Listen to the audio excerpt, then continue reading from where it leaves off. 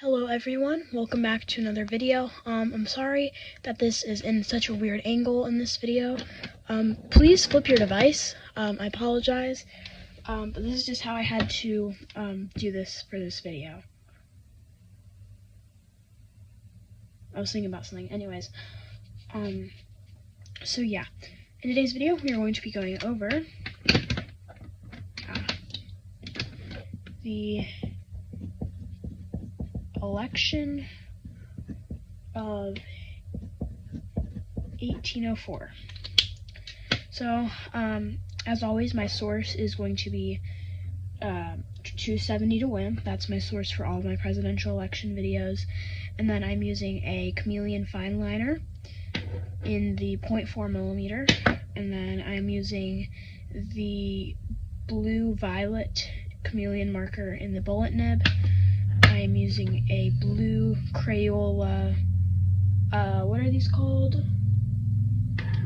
Fine line markers, and then a aquamarine Chameleon in the bullet nib, and I'm also using a green fine liner. So without further ado, let's get started. So today our two candidates are going to be incumbent president. I'm going to start adding a little star if they're an incumbent. Jefferson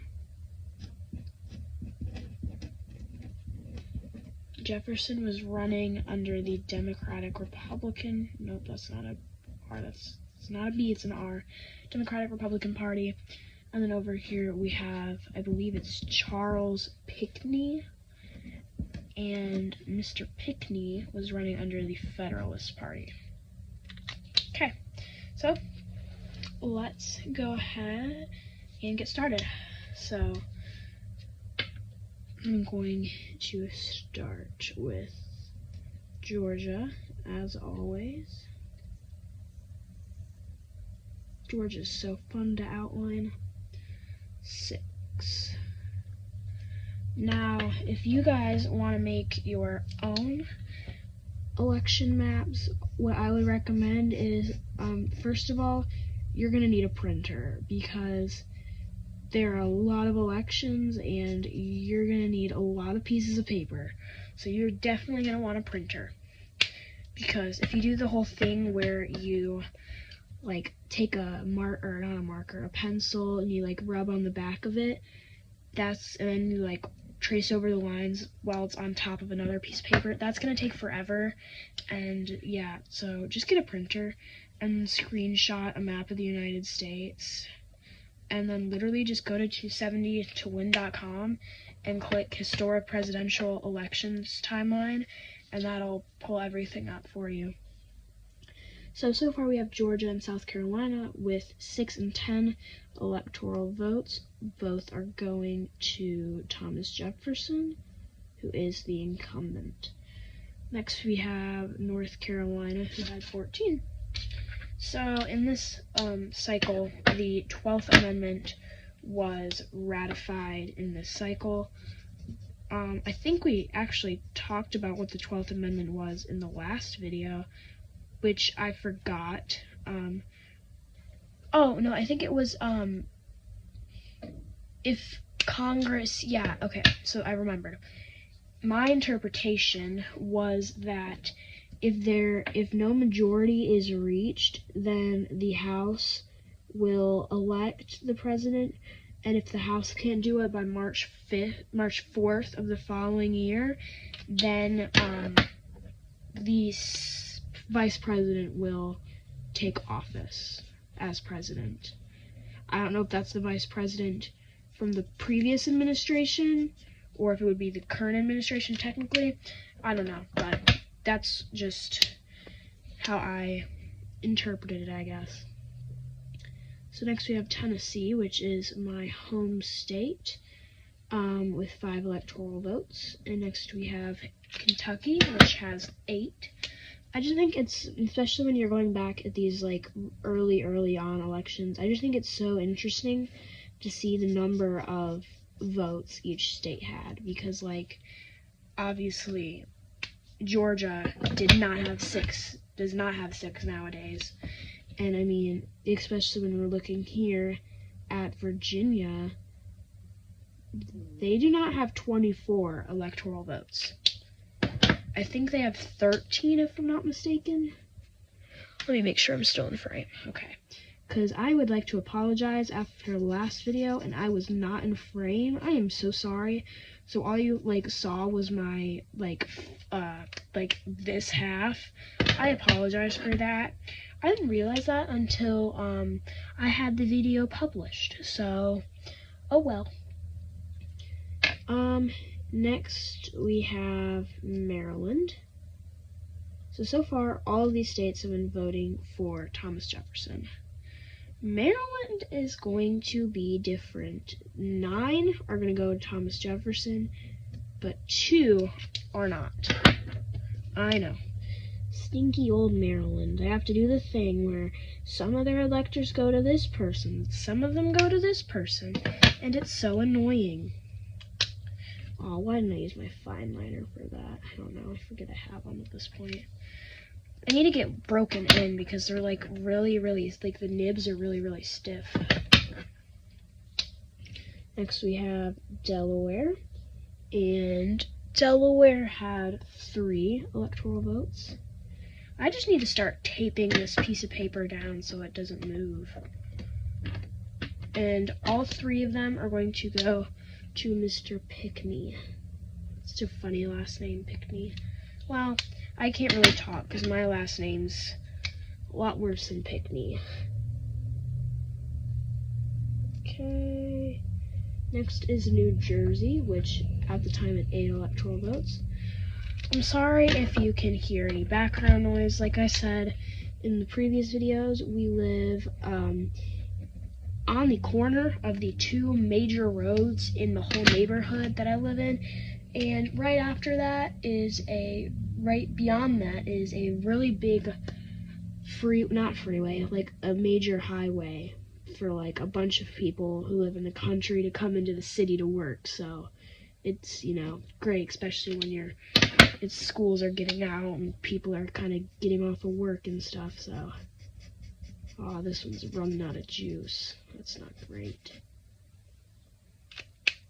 Okay. Next, we are going to move to a state who has just been added into this election cycle, Ohio. Now, I know we don't really like Ohio, just because everything's Ohio's fault. I'm just kidding. I don't know why Ohio has just become some sort of meme, I guess, but yep. That's Ohio. I missed a spot. I'm so sorry, y'all. There we go. Okay, next we have New York. So, let's talk a little bit more about Maryland and why their votes went out like this. Basically, Maryland had a district-based system, kind of like what Nebraska, it's either Nebraska or Kansas. I think it's Nebraska. Yeah, Nebraska. Kind of what Nebraska and Maine have today, which,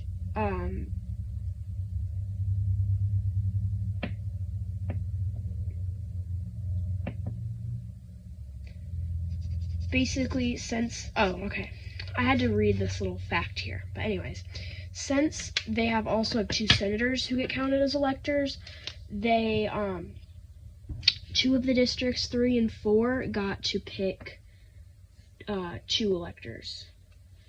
Next, you have Connecticut. Oh, I didn't color in Long Island. I always forget about Long Island, y'all.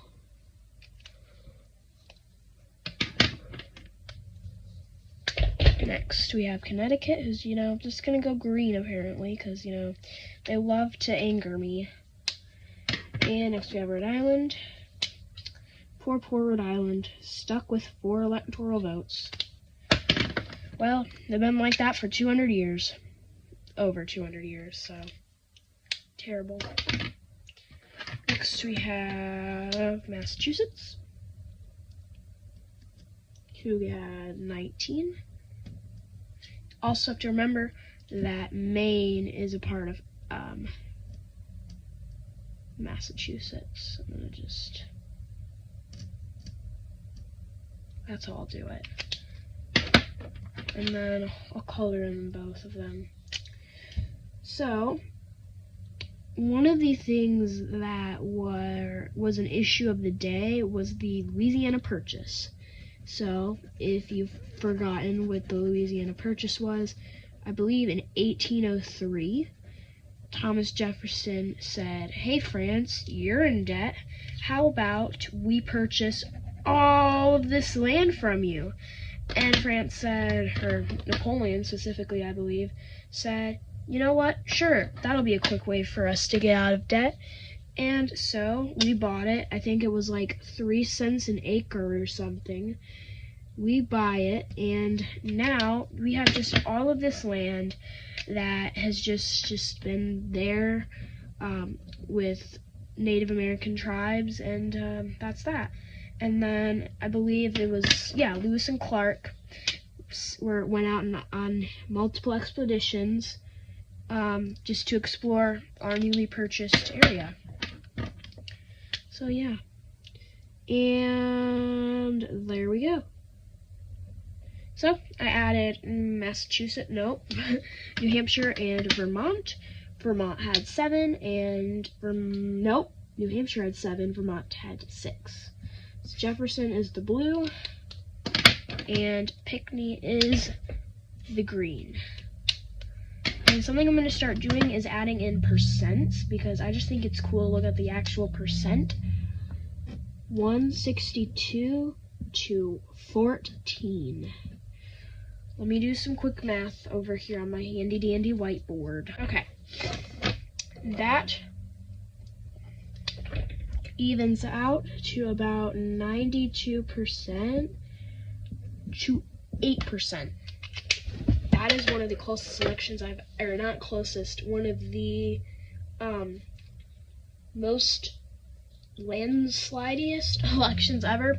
So I think it's safe to say that people kind of liked Jefferson, and it's especially important to know that everywhere from New Hampshire all the way down to Georgia voted for the same person, basically.